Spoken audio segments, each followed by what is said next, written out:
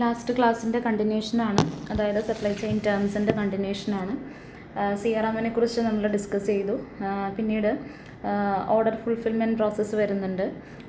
That means നമുക്ക് ഒരു order manage ചെയ്യുന്നതും ഫുൾഫിൽ ചെയ്യുന്നതുമായി ബന്ധപ്പെട്ട് വരുന്ന ഒരു സീരീസ് ഓഫ് ഇൻറ്ററാക്റ്റീവ് ആക്ഷൻസ് എന്ന് പറയുന്നത് എന്തൊക്കെയാണ്, ആ പ്രൊഡക്റ്റിൻ്റെ പ്രോസസ്സുകൾ ഏത് രീതിയിൽ, അതിൻ്റെ സർവീസ് ഡിസൈൻ, അതിൻ്റെ ഡെലിവറി, പ്രൊഡക്ഷൻ, അതിൻ്റെ സ്റ്റാറ്റസ് കറക്റ്റായിട്ട് നമ്മൾ അപ്ഡേറ്റ് ചെയ്യുന്ന കാര്യങ്ങൾ, ഇതൊക്കെയാണ് ഓർഡർ ഫുൾഫിൽമെൻറ്റുമായി ബന്ധപ്പെട്ട് വരുന്ന പ്രോസസ്സുകൾ.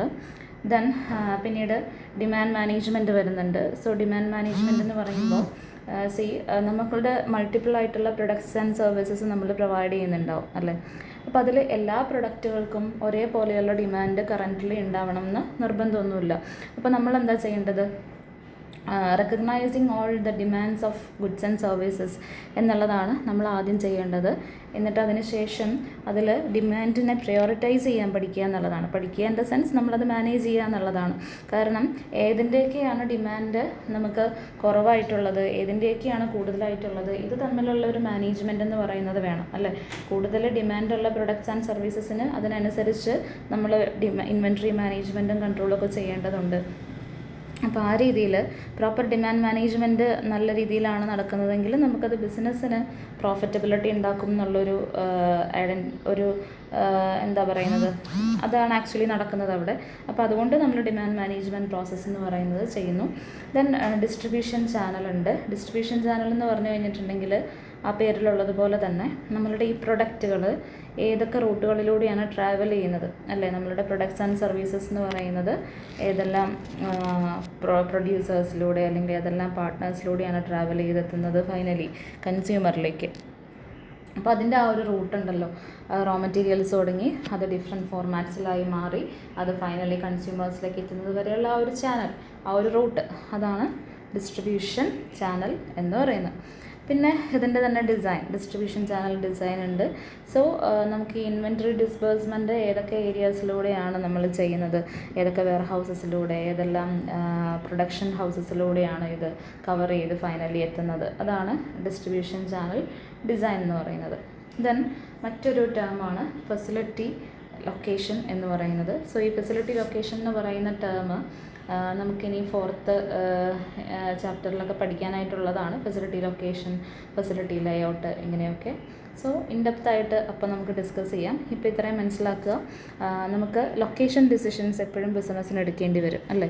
അതിൻ്റെ റീസൺ എന്താ, ബിസിനസ്സിന് പല രീതികളിൽ ബിസിനസ്സിന് സ്റ്റോർ ചെയ്യാൻ, ട്രാൻസ്പോർട്ടേഷന് വേണ്ടിയിട്ട്, ദെൻ അതേപോലെ അസംബ്ലിങ്ങിന് വേണ്ടിയിട്ട്, പ്രൊഡക്ഷന് വേണ്ടിയിട്ടൊക്കെ നമുക്ക് ലൊക്കേഷൻസ് ആവശ്യമാണ്.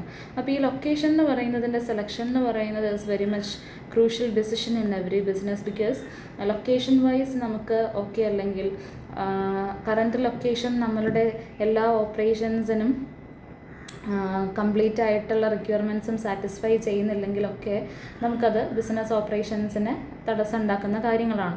അപ്പോൾ അതുകൊണ്ട് തന്നെ അതേപോലെ എല്ലാ ബേസിക് ഇൻഫ്രാസ്ട്രക്ചർ ഫെസിലിറ്റീസ് ഉണ്ടാവുന്ന ലൊക്കേഷൻസ് ആയിരിക്കണം. അപ്പോൾ ഇങ്ങനെയുള്ള പലതരത്തിലുള്ള ഫാക്ടേഴ്സ് നമ്മൾ കൺസിഡർ ചെയ്യേണ്ടതുണ്ട് ലൊക്കേഷൻ ഡിസിഷൻസ് എടുക്കുമ്പോൾ. അപ്പോൾ ഫെസിലിറ്റി ലൊക്കേഷൻ എന്ന് പറയുന്നത് മനസ്സിലാക്കേണ്ടത് ബിസിനസ്സിന് ആവശ്യമായ ലൊക്കേഷൻ, ബിസിനസ്സിൻ്റെ ഏത് തരത്തിലുള്ള ബിൽഡിങ്ങിന് ആവശ്യമായ, ഏത് ഓപ്പറേഷൻസിന് ആവശ്യമായ ലൊക്കേഷൻസും നമ്മൾ കണ്ടെത്തുന്ന ഒരു പ്രോസസ്സാണ്.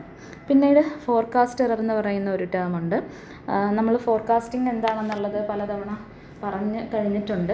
ഫ്യൂച്ചർ നമ്മൾ പ്രിഡിക്റ്റ് ചെയ്യുക അല്ലേ, with the help of some ടെക്നിക്കലായിട്ടുള്ള അല്ലെങ്കിൽ with the help of some techniques. Okay, അപ്പോൾ ഈ ടെക്നിക്സിൻ്റെ ഒക്കെ ബേസിസിൽ നമ്മൾ ഫോർകാസ്റ്റ് ചെയ്യുമ്പോൾ ആക്ച്വലി ഈ ഫോർകാസ്റ്റ് ചെയ്യുന്നത് തന്നെ വരണം എന്നൊരു നിർബന്ധമില്ല അല്ലേ. ഫോർകാസ്റ്റ് ചെയ്യുന്നത് തന്നെ ആക്ച്വൽ പ്രാക്ടീസിൽ നടക്കണമെന്നില്ല. സോ ആക്ച്വൽ ഡിമാൻഡും നമ്മളിപ്പോൾ ഡിമാൻഡ് ഫോർകാസ്റ്റ് നടത്തി ആക്ച്വലി വന്ന ഡിമാൻഡും നമ്മൾ ഫോർകാസ്റ്റ് ചെയ്ത ഡിമാൻഡിൻ്റെ വാല്യൂവും തമ്മിൽ ഉള്ളൊരു ഡിഫറൻസ് ഉണ്ടെങ്കിൽ ആ ഡിഫറൻസിനെയാണ് നമ്മൾ എന്ത് പറയുന്നത്, ഫോർകാസ്റ്റ് എറർ എന്നുള്ള രീതിയിൽ കൺസിഡർ ചെയ്യുന്നത്. It's very simple. So that is a difference between the actual demand and forecast demand. Okay, then മറ്റൊരു ടേം എന്ന് പറയുന്നത് ഫോർകാസ്റ്റ് ഷെയറിംഗ് ആണ്. നമ്മൾ ഏത് തരത്തിലുള്ള ബിസിനസ് ഇൻഫർമേഷൻസ് ആണെങ്കിലും, whether it is it forecast information or product informations or demand information, we have to share it with the other partners, right? Because നമുക്ക് ഈ ഇൻഫർമേഷൻസിൻ്റെ ബേസിസിലാണ് ഇൻഫർമേഷൻ ഫ്ലോയെക്കുറിച്ച് നമ്മൾ പഠിപ്പിച്ചതാണ് ഞാൻ. അപ്പോൾ ഇൻഫർമേഷൻസ് എന്ന് പറയുന്നത് കറക്റ്റായിട്ട് നമുക്ക് എല്ലാ പാർട്ട്നേഴ്സിലേക്കും ഈക്വലി അറ്റ് ദ എക്സാക്ട് ടൈമിൽ തന്നെ എത്തണം എന്നുള്ളൊരു കാര്യമുണ്ട്, അല്ലേ? ഫോർകാസ്റ്റ് റിസൾട്ട് എന്ന് പറയുന്നത് കറക്റ്റായിട്ട് നമ്മൾ മറ്റുള്ള പാർട്ട്നേഴ്സിലേക്കും കൂടി ഇൻഫോം ചെയ്യണം, എങ്കിലേ അതിനനുസരിച്ചുള്ള ഫർദർ ആക്ടിവിറ്റീസ് അവർക്ക് അവരുടെ ബിസിനസ്സിൽ കണ്ടക്ട് ചെയ്യാനായിട്ട് പറ്റൂ. So that is what the term explains forecast sharing. Forecasting എന്താണെന്നുള്ളതിനെക്കുറിച്ച് അവിടെ പറയുന്നുണ്ട്, ഓൾറെഡി നമ്മൾ പറഞ്ഞു കഴിഞ്ഞ കാര്യമാണ്. പിന്നെ ഫോർകാസ്റ്റിങ്ങിന് വേണ്ടി യൂസ് ചെയ്യുന്ന മെത്തേഡ്സ് എന്തൊക്കെയാണ് എന്നുള്ളത് ചെറിയ രീതിയിലൊന്ന് അവിടെ എക്സ്പ്ലെയിൻ ചെയ്യുന്നുണ്ട്. ഫോർകാസ്റ്റിങ്ങിന് വേണ്ടി നമ്മൾ 2 രീതിയിലുള്ള മെത്തേഡ്സ് ആണ് യൂസ് ചെയ്യുന്നത്. ഒന്ന് ക്വാളിറ്റേറ്റീവ് ഫോർകാസ്റ്റിംഗ്, മറ്റൊന്ന് ക്വാണ്ടിറ്റേറ്റീവ് ഫോർകാസ്റ്റിംഗ്. ഇങ്ങനെ 2 രീതികളിലുള്ള മെത്തേഡ്സ് യൂസ് ചെയ്തുകൊണ്ടാണ് നമ്മൾ ഫോർകാസ്റ്റിംഗ് കണ്ടക്ട് ചെയ്യുന്നത്. അപ്പോൾ ക്വാളിറ്റേറ്റീവ് ഫോർകാസ്റ്റിംഗ് എന്ന് പറഞ്ഞു കഴിഞ്ഞിട്ടുണ്ടെങ്കിൽ ഇത് കണ്ടക്ട് ചെയ്യാൻ വേണ്ടി റെസ്പോൺസിബിളായിട്ടുള്ള ഒരു ടീം ഓഫ് എക്സ്പെർട്ടൈസ്ഡ് നോളജുള്ള ഒരു ഗ്രൂപ്പ് ഓഫ് പേഴ്സണൽസ് ഉണ്ടായിരിക്കും. സോ ഇവരുടെ ഒരു ഇൻറ്റ്യൂഷൻ, ജഡ്ജ്മെൻറ്റൽ ഇവാലുവേഷൻ്റെ ബേസിസിലാണ് ക്വാളിറ്റേറ്റീവ് ഫോർകാസ്റ്റിങ്ങിൽ എപ്പോഴും ഫോർകാസ്റ്റിംഗ് കണ്ടക്ട് ചെയ്യപ്പെടുന്നത്. ആൻഡ് യൂഷ്വലി ഇത് നമുക്ക് ഒരുപാട് ഡേറ്റാസിൻ്റെ ആവശ്യങ്ങളൊക്കെ ഉണ്ടാവും ഇതിൽ റെഫർ ചെയ്യാനും മറ്റുമൊക്കെ, അല്ലേ? അപ്പോൾ ഈ റെഫർ ചെയ്യാനുള്ള ഡേറ്റ എന്ന് പറയുന്നത് സ്കേഴ്സ് ആണെങ്കിൽ, സ്കേഴ്സ് എന്ന് പറഞ്ഞു കഴിഞ്ഞിട്ടുണ്ടെങ്കിൽ എന്താ, ലിമിറ്റഡ്, അല്ലേ? അപ്പോൾ ഈ റെഫർ ചെയ്യാനുള്ള ഡേറ്റ വളരെ ലിമിറ്റഡ് ആണെങ്കിൽ നമ്മൾ ഈ പറയുന്ന ക്വാളിറ്റേറ്റീവ് ഫോർകാസ്റ്റിംഗ് യൂസ് ചെയ്യും. അതേപോലെ തന്നെ ഡേറ്റ എന്ന് പറയുന്നത് നമുക്ക് അവൈലബിൾ അല്ലെങ്കിൽ നിലവിൽ അവൈലബിൾ ആയ ഡേറ്റ തന്നെ ഒരിക്കലും കറൻറ്റ് സിറ്റുവേഷനായിട്ട് മാച്ച് ചെയ്യുന്നില്ല, കറൻറ്റ് സിറ്റുവേഷനിൽ റിലവൻ്റ് അല്ല. ഇത്തരം സിറ്റുവേഷൻസിലൊക്കെയാണ് നമ്മൾ എന്ത് ചെയ്യുന്നത്, ക്വാളിറ്റേറ്റീവ് ഫോർകാസ്റ്റിംഗ് മെത്തേഡ് അനുസരിച്ച് ഫോർകാസ്റ്റിംഗ് കണ്ടക്ട് ചെയ്യുന്നത്. സോ അതിൽ വരുന്ന കോമൺ ടൈപ്സ് എന്തൊക്കെയാണ്, നമ്മൾ ക്വാളിറ്റേറ്റീവ് ഫോർകാസ്റ്റിങ്ങിൽ യൂസ് ചെയ്യുന്ന കോമൺ ടെക്നിക്സ് എന്തൊക്കെയാണ്? ഒന്ന് പേഴ്സണൽ ഇൻസൈറ്റ് ആണ്. പേഴ്സണൽ ഇൻസൈറ്റ് എന്ന് പറഞ്ഞു കഴിഞ്ഞാൽ എന്താ, ഇപ്പോൾ ഞാൻ ആദ്യം പറഞ്ഞതുപോലെ തന്നെ ഇത് കണ്ടക്ട് ചെയ്യുന്നവരുടെ ഒരു പേഴ്സണൽ ആയിട്ടുള്ള ഇൻറ്റ്യൂഷൻ ഉണ്ടാവും, അവരുടെ പെർഫോമൻസസിൻ്റെയും അവരുടെ എക്സ്പീരിയൻസിൻ്റെയും അവരുടെ നോളജിൻ്റെയും ഒക്കെ ബേസിസിൽ അവർക്ക് മനസ്സിലാക്കാൻ പറ്റുന്ന കുറേ കാര്യങ്ങൾ. അപ്പോൾ അതിൻ്റെ ബേസിസിൽ നമ്മൾ നടത്തുന്ന ഒരു ഫൈനൽ റിസൾട്ട്.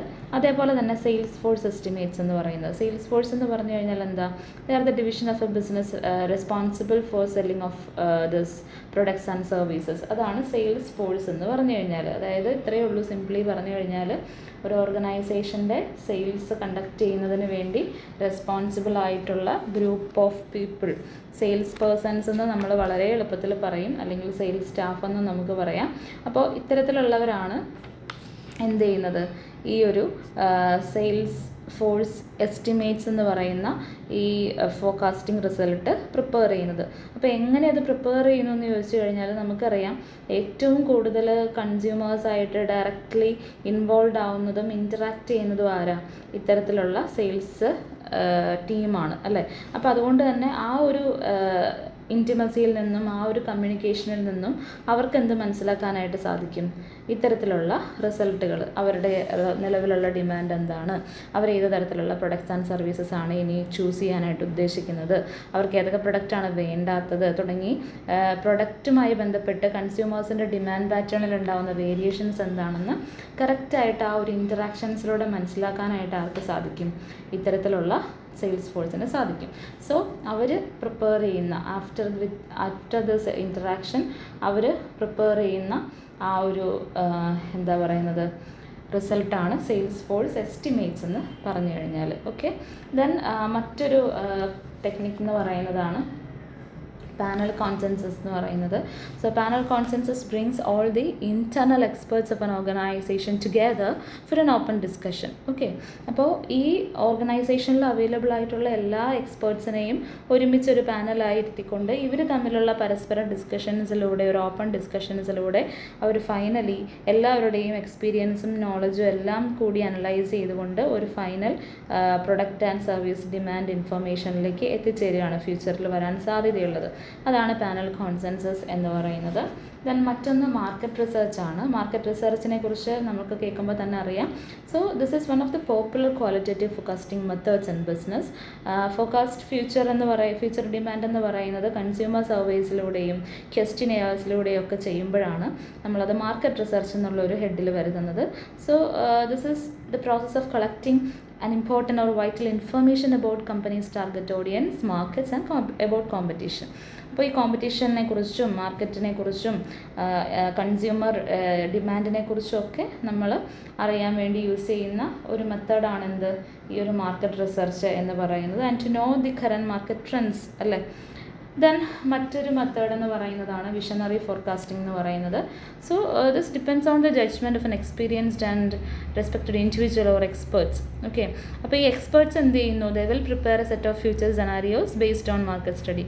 ഇവർ മാർക്കറ്റ് സ്റ്റഡിയുടെ ബേസിസിൽ കുറച്ച് എക്സ്പേർട്സ് ചേർന്നിട്ട് എന്ത് ചെയ്യുന്നു, ഫ്യൂച്ചർ സെനാരിയോയെക്കുറിച്ചുള്ള ഒരു detailed report about the forecast prepare ചെയ്യുന്നു. അതാണ് വിഷണറി ഫോക്കാസ്റ്റ് എന്ന് പറയുന്നത്. ഓക്കെ, അപ്പോൾ ഇത്രയും മെത്തേഡ്സൊക്കെയാണ് നമ്മൾ ഈ ക്വാളിറ്റേറ്റീവ് ഫോക്കാസ്റ്റിങ്ങിൻ്റെ ഭാഗമായിട്ട് ഈ പറയുന്ന ബിസിനസ്സിൽ യൂസ് ചെയ്യുന്ന. ദെൻ ക്വാണ്ടിറ്റേറ്റീവ് ഫോക്കാസ്റ്റിംഗ് എന്ന് പറയുന്ന മറ്റൊരു മെത്തേഡ് ഉണ്ട്. ഞാൻ ആദ്യമേ പറഞ്ഞല്ലോ 2 മെത്തേഡ്സാണ് നമ്മൾ യൂസ് ചെയ്യുന്നത്, qualitative ഫോക്കാസ്റ്റിങ്ങും quantitative ഫോക്കാസ്റ്റിങ്ങും.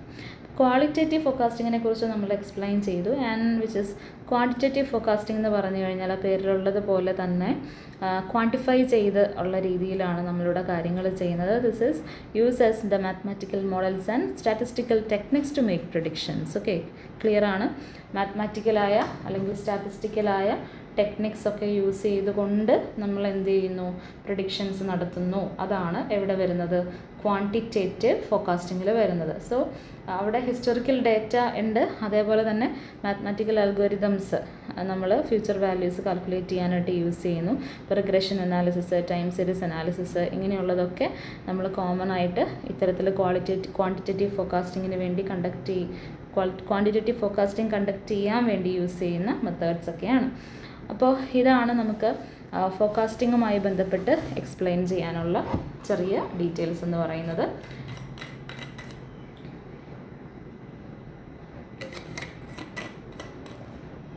Then inbound logistics എന്ന് പറയുന്ന മറ്റൊരു ടേം വരുന്നുണ്ട്. സോ ലോജിസ്റ്റിക്സിൻ്റെ ക്ലാസ്സിൽ നിങ്ങളത് ഓൾറെഡി പഠിച്ചിട്ടുണ്ടാവും. ഇവൻ നമുക്ക് ജസ്റ്റ് ഒന്ന് എക്സ്പ്ലെയിൻ ചെയ്യുകയാണെങ്കിൽ ഇൻബൗണ്ട് ലോജിസ്റ്റിക്സ് എന്ന് പറയുന്നത് സിംപ്ലി ബിസിനസ്സിനകത്തേക്കുള്ള ഗുഡ്സ് ആൻഡ് സർവീസസിൻ്റെ മൂവ്മെൻറ്റിനെ കളക്റ്റീവായിട്ട് നമ്മൾ പറയുന്ന ഒരു പേരാണെന്ത്, ഇൻബൗണ്ട് ലോജിസ്റ്റിക്സ് എന്നുള്ളത്. ഓക്കെ, എന്ന് പറഞ്ഞു കഴിഞ്ഞാൽ മെറ്റീരിയൽസോ പാർട്സോ റീസെയിൽ പ്രൊഡക്ട്സോ ഇതൊക്കെ എക്സ്റ്റേണൽ സോഴ്സസിൽ നിന്നോ നമ്മൾ ബിസിനസ്സിനകത്തേക്ക് റിസീവ് ചെയ്യുമ്പോൾ, ഓക്കെ, അല്ലെങ്കിൽ സ്റ്റോറേജിന് വേണ്ടിയിട്ടോ ഹാൻഡ്ലിങ്ങിന് വേണ്ടിയിട്ടോ ട്രാൻസ്പോർട്ടേഷൻ്റെ എന്തെങ്കിലും ആവശ്യങ്ങൾക്ക് വേണ്ടിയിട്ടോ ഒക്കെ നമ്മളുടെ ബിസിനസ്സിനകത്തേക്കുള്ള ഗുഡ്സിൻ്റെ ആ ഒരു മൂവ്മെൻറ്റ് വരുന്നില്ലേ, അതിനെയാണ് നമ്മൾ എന്ത് പറയുക, ഇൻബൗണ്ട് ലോജിസ്റ്റിക്സ് എന്ന് പറയുന്നത്. ഒന്നുമില്ല, inward movement of goods and services. അത് എന്ത് പർപ്പസിന് വേണ്ടിയാണെങ്കിലും ഇൻവേർഡ് മൂവ്മെൻ്റ് ആണെങ്കിൽ that is considered to be inbound logistics. അതേപോലെ തന്നെ അതിനൊരുമിച്ച് തന്നെ പറയാം ഔട്ട് ബൗണ്ട് ലോജിസ്റ്റിക്സ് എന്ന് പറയുന്നതും ഉണ്ട്. അപ്പോൾ ഇൻബൗണ്ട് ബിസിനസ്സിനകത്തേക്ക് വരുന്ന ആ ഒരു പ്രോസസ്സ് ആണെങ്കിൽ the process related to the storage and movement of final product out of the organization എന്തായി മാറും, ഔട്ട് ബൗണ്ട് ലോജിസ്റ്റിക്സ് എന്ന് പറയുന്നത്. അതിപ്പോൾ ഫിനിഷ്ഡ് പ്രൊഡക്റ്റ് ആണെങ്കിലും റോ മെറ്റീരിയൽ ആണെങ്കിലും സെമി ഫിനിഷ്ഡ് ആണെങ്കിലും ഒക്കെ എന്ത് പർപ്പസിന് വേണ്ടിയാണെങ്കിലും നമ്മളുടെ ബിസിനസ്സിൽ നിന്ന് പുറത്തേക്കുള്ള മൂവ്മെൻറ്റ് വരുമ്പോഴേക്കും അത് ഔട്ട് ബൗണ്ട് ലോജിസ്റ്റിക്സ് ആയിട്ടാണ് നമ്മൾ എന്ത് ചെയ്യുന്നത്, കൺസിഡർ ചെയ്യുന്നത്. മനസ്സിലായെന്ന് വിചാരിക്കുന്നു. പിന്നീട് വരുന്ന ഒരു ടേം എന്ന് പറയുന്നതാണ് ഇൻഡസ്ട്രി സ്റ്റാൻഡേർഡ്സ് എന്ന് പറയുന്നത്. സോ ഇൻഡസ്ട്രി സ്റ്റാൻഡേർഡ്സ് എന്ന് പറഞ്ഞു കഴിഞ്ഞിട്ടുണ്ടെങ്കിൽ നമുക്ക് ഇൻഡസ്ട്രി എന്ന് പറഞ്ഞു കഴിഞ്ഞിട്ടുണ്ടെങ്കിൽ എന്താ ആക്ച്വലി, നിങ്ങൾ ഇപ്പോൾ പലതരത്തിലുള്ള ഇൻഡസ്ട്രീസിനെ കുറിച്ചൊക്കെ കേട്ടിട്ടുണ്ടാവും അല്ലേ. അപ്പോൾ ഇൻഡസ്ട്രി എന്തിനു വേണ്ടിയാണ് വർക്ക് ചെയ്യുന്നത്, അല്ലെങ്കിൽ ഒരു ഇൻഡസ്ട്രി എന്ന് പറയുന്നതിൻ്റെ മീനിങ് എന്താണ് എന്ന് ആദ്യം തന്നെ നമുക്ക് നോക്കണം. എന്നിട്ടാണ് ഇൻഡസ്ട്രി സ്റ്റാൻഡേർഡ്സിലേക്ക് പോകാൻ പറ്റും. സോ ഇൻഡസ്ട്രി എന്ന് പറഞ്ഞു കഴിഞ്ഞിട്ടുണ്ടെങ്കിൽ സിമിലറായ ഓപ്പറേഷൻസ് ചെയ്യുന്ന എല്ലാ ബിസിനസ് ഗ്രൂപ്പുകളെയും നമ്മൾ ഒരുമിച്ച് ആണ് ഒരു ഇൻഡസ്ട്രി എന്ന് പറയുന്നത്. Okay, that means a group of companies that are related by their main business activities. ഇപ്പോൾ ടെക്സ്റ്റൈൽസുമായി ബന്ധപ്പെട്ടുള്ള ക്ലോത്ത്സുമായി ബന്ധപ്പെട്ട് വരുന്ന പ്രൊഡക്ഷൻ, ഡിസ്ട്രിബ്യൂഷൻ, മാർക്കറ്റിംഗ് ഇതൊക്കെ ചെയ്യുന്ന എല്ലാ ബിസിനസ്സുകളെയും ഒരുമിച്ച് നമ്മൾ ടെക്സ്റ്റൈൽ ഇൻഡസ്ട്രീസ് എന്ന് പറയുന്നു അല്ലേ. ദെൻ അതേപോലെ തന്നെ ഇപ്പോൾ ടെക്നോളജിയുമായി ബന്ധപ്പെട്ട് അല്ലെങ്കിൽ ഇപ്പോൾ ഓട്ടോമൊബൈലുമായി ബന്ധപ്പെട്ട് വരുന്ന മാനുഫാക്ചറിങ് ഓഫ് ദിസ് വെഹിക്കിൾസ് അങ്ങനെയുള്ളതെല്ലാം ചേരുന്നത് നമ്മളെന്താ ഓട്ടോമൊബൈൽ ഇൻഡസ്ട്രി എന്ന് നമുക്ക് പറയാം. ഫിലിം പ്രൊഡക്ഷൻ, ഡിസ്ട്രിബ്യൂഷൻ, അതിൻ്റെ മാർക്കറ്റിംഗ്, ഡയറക്റ്റിംഗ് ഇതെല്ലാം ചെയ്യുന്ന ഒരു സെപ്പറേറ്റ് സെക്ടറിനെ ഫിലിം ഇൻഡസ്ട്രി എന്ന് പറയാം. അപ്പോൾ ഇവിടെ ഇൻഡസ്ട്രി എന്ന് പറയുമ്പോഴെന്താ അവിടെയുള്ള കമ്പനീസ് അല്ലെങ്കിൽ ഓർഗനൈസേഷൻസ് എന്ന് പറയുന്നത് they will be engaged in the same or similar types of businesses. മനസ്സിലായോ? ഇപ്പോൾ ഹെൽത്ത് കെയർ ആണെങ്കിൽ ആ ഹെൽത്ത് കെയറിൻ്റെ കീഴിൽ വരുന്ന health care industry, technological industry, manufacturing industry. അപ്പോൾ ഈ രീതിയിലാണ് ഇൻഡസ്ട്രി എന്ന് പറയുന്നതിൻ്റെ മീനിങ് വരുന്നത്. അപ്പോൾ ഇൻഡസ്ട്രി സ്റ്റാൻഡേർഡ്സ് എന്ന് പറഞ്ഞു കഴിഞ്ഞാൽ എന്താ? നമ്മളുടെ ഇൻഡസ്ട്രിയിൽ, നമ്മളുടെ എന്നല്ല ഏതൊരു ഇൻഡസ്ട്രിയിലാണെങ്കിലും അവിടെ വർക്ക് ചെയ്യുമ്പോൾ അവരുടെ ഫങ്ഷനിങ്ങിൽ അവർ ഫോളോ ചെയ്യേണ്ടുന്ന സർട്ടൻ റൂൾസ് ആൻഡ് റെഗുലേഷൻസ്, അവരുടെ പെർഫോമൻസിൽ അവർ ഫോളോ ചെയ്യേണ്ടുന്ന സ്റ്റാൻഡേർഡ്സ് ഇങ്ങനെയുള്ള കാര്യങ്ങളൊക്കെ ഉണ്ട്. എന്തൊക്കെയാണ് അവരുടെ ഈ ഒരു ഫങ്ഷനിങ്ങിൽ ഫോളോ ചെയ്യേണ്ടത് എന്നുള്ളതിനെക്കുറിച്ചാണ് ഇൻഡസ്ട്രി സ്റ്റാൻഡേർഡ്സിൽ പറയുന്നത്. So there are a set of criteria within an industry relating to the standard functioning and carrying out of operations in the respective field of production, or we can say it is a generally accepted requirement followed by the member of an industry. ഇപ്പോൾ ഒരു ഇൻഡസ്ട്രിയുടെ കീഴിൽ വരുന്ന members അവരുടെ ഫങ്ഷനിങ്ങിൽ അവർ follow ചെയ്യേണ്ടുന്ന standards of performance, അവരുടെ operations അവർ follow ചെയ്യുമ്പോൾ അവർ follow ചെയ്യേണ്ടുന്ന standards of performance ഇതൊക്കെ എന്തായിരിക്കണം എന്നുള്ളതിനെക്കുറിച്ച് എക്സ്പ്ലെയിൻ ചെയ്യുന്നതാണ് ഇൻഡസ്ട്രി സ്റ്റാൻഡേർഡ്സ് എന്ന് പറയുന്ന ടേമിൽ വരുന്നത്. ഓക്കെ, സോ ഇത്രയും മനസ്സിലായി എന്ന് വിചാരിക്കുന്നു. നെക്സ്റ്റ് ക്ലാസ്സിൽ നമുക്ക് ബാലൻസ് ടോപ്പിക്സ് എക്സ്പ്ലെയിൻ ചെയ്യാം. Thank you.